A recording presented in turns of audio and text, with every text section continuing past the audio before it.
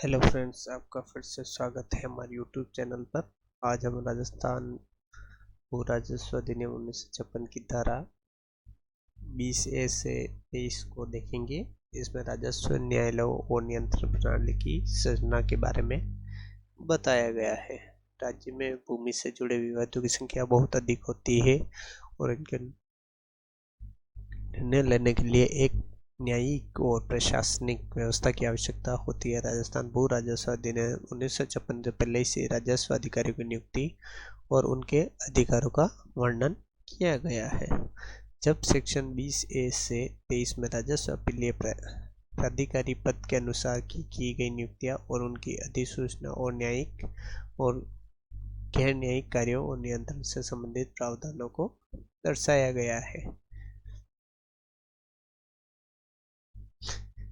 Section 20A धारा 20 है राजस्व अपीलीय प्राधिकारी यानी रेवेन्यू अपीलेट अथॉरिटी। यह धारा राज्य सरकार को यह अधिकार प्रदान करती है कि वह 3 या उससे अधिक ऐसे अधिकारी नियुक्त करे जो राजस्व न्यायालयों की अपीलें, रिवीजन और रेफरेंस सुन सके और उनका निस्तारण कर सके। सभी अधिकारी रेवेन्यू अपीलेट अथॉरिटी के नाम से जाने जाएंगे। यह प्रावधान इसलिए लाया गया है ताकि जमीन से जुड़े विवादों की न्यायिक अपीलें सुनने के लिए एक और विशेष प्राधिकारी हो जो अन्य कार्यों से स्वतंत्र रूप से अपना निर्णय ले सके। इससे न्याय में मिलने में तेजी आती है और कलेक्टर या अन्य अधिकारियों पर कार्यभार नहीं बढ़ता है। धारा का दूसरा उपखंड बताता है कि यह रेवेन्यू अपीलेट अथॉरिटी कहाँ बैठेंगे, काम करेंगे और यह राज्य सरकार समय समय पर तय करेगी। उदाहरण के लिए यदि भरतपुर, धौलपुर, करौली जैसे जिलों में भूमि विवादों की संख्या अधिक हो जाती है तो राज्य सरकार इन जिलों के लिए संयुक्त रूप से एक रेवेन्यू अपीलेट अथॉरिटी नियुक्त कर सकती है जो भरतपुर में बैठे और इन तीनों जिलों से संबंधित अपीलें सुने। यह भी जरूरी है कि कम से कम 3 अधिकारी नियुक्त किए जाए। इससे यह सुनिश्चित होता है कि अपीलीय कार्य निष्पक्ष और सुव्यवस्थित और बिना देरी से पूरे हो। सेक्शन 21 पदेन नियुक्तियां अपॉइंटमेंट एक्स ऑफिसियो।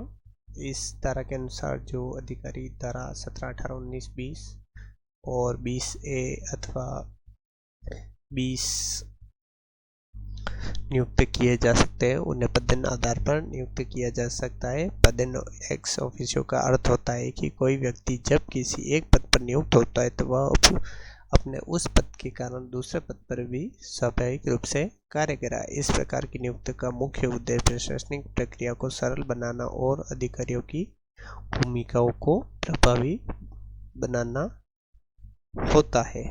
उदाहरण, यदि राज्य सरकार एक व्यक्ति को जयपुर डिवीजन का कमिश्नर नियुक्त करती है तो उसी व्यक्ति को x officio additional settlement officer भी नियुक्त किया जा सकता है यदि उसके पास उस कार्य को करने की क्षमता और अनुभव है। इससे न केवल सरकार के संसाधनों की बचत होती है बल्कि कार्यों में समन्वय भी बना रहता है। यह प्रावधान यह भी दर्शाता है कि सरकार प्रशासनिक आवश्यकता अनुसार एक ही व्यक्ति को एक से अधिक जिम्मेदारियां सौंप सकती है। सेक्शन 22 नियुक्ति की अधिसूचना नोटिफिकेशन ऑफ अपॉइंटमेंट। इस धारा के अनुसार जो भी नियुक्तियां धारा 17 से लेकर धारा 21 के अंतर्गत की जाती है उन्हें राजपत्रित ऑफिशियल गेजेट्स में प्रकाशित किया जाना अनिवार्य है। राजपत्र में प्रशासन का उल्लेख किया होता है कि आम जनता को यह सूचित प्राप्त हो सके कौन कौन से अधिकारी किस पद पर नियुक्त किए। हालांकि इस धारा में यह स्पष्ट छूट दी गई है कि नायब तहसीलदार की नियुक्ति को राजपत्र में प्रकाशित करना आवश्यक नहीं है। इस कारण है कि नायब तहसीलदार के पद अधीनस्थ होता है और उनकी नियुक्तियां बहुत सामान्य प्रशासनिक प्रक्रिया से होती है।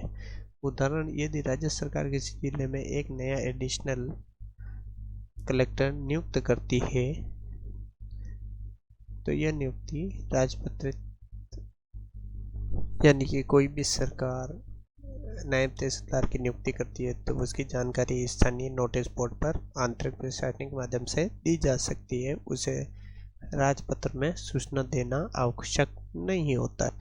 सेक्शन 23 नियंत्रण की शक्ति, कंट्रोलिंग पावर। यह धारा 2 भागों में विभाजित है और राज्य के राजस्व कार्यों को नियंत्रित की व्यवस्था स्पष्ट करती है।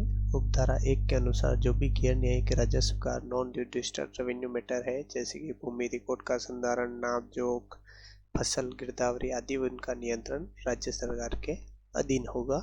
और वही जो भी न्यायिक कार्य जैसे जमीन के स्वामित्व का विवाद, किराएदारी, कब्जा हटाना आदि जो सेटलमेंट से संबंधित है, वह सभी कार्य राजस्व मंडल या बोर्ड ऑफ रेवेन्यू के नियंत्रण में होगी।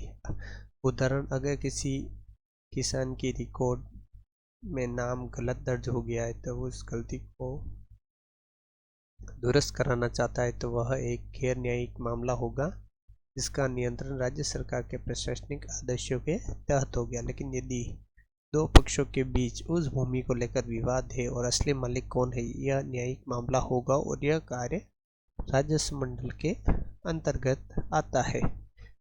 उपधारा 2 यह स्पष्ट किया गया कि न्यायिक कार्य का अर्थ ऐसे मामले से जो राजस्व अदालत यानी रेवेन्यू कोर्ट या अधिकारियों को किसी पक्ष के अधिकारों और दायित्वों का निर्णय करना होता है।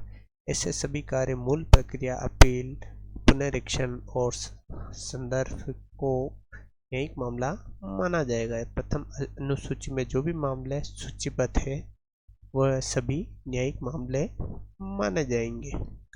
उदाहरण से, यदि किसी व्यक्ति को सरकारी रिकॉर्ड में भूमि का मालिक बताया गया है लेकिन दूसरा व्यक्ति दावा करता है कि वह असली मालिक है, तो इस विवाद को न्यायिक प्रक्रिया के तहत निपटाया जाएगा। और यदि यह मामला अपील या पुनरीक्षण में जाता है तो वह न्यायिक ही माना जाएगा और उसका नियंत्रण बोर्ड ऑफ रेवेन्यू के पास ही रहेगा। जैसे धारा 20A से 23 तक राजस्थान भू राजस्व अधिनियम 1956 के वे महत्वपूर्ण धारा है जो राज्य में राजस्व न्यायालयों की स्थापना, पदेन, नियुक्तियों की वैधता और नियुक्तियों की सार्वजनिकता और नियंत्रण की व्यवस्था को स्पष्ट करती है। जैसे धारा 20 से न्यायिक अपीलों के लिए एक विशेष प्राधिकरण से गठन की बात करती है। धारा 21 नियुक्तियों को पदेन आधार पर वैध बनाती है और धारा 22 पारदर्शिता लाए हुए नियुक्तियों को राजपत्र में प्रकाशित करने की अनिवार्यता को स्थापित करती है।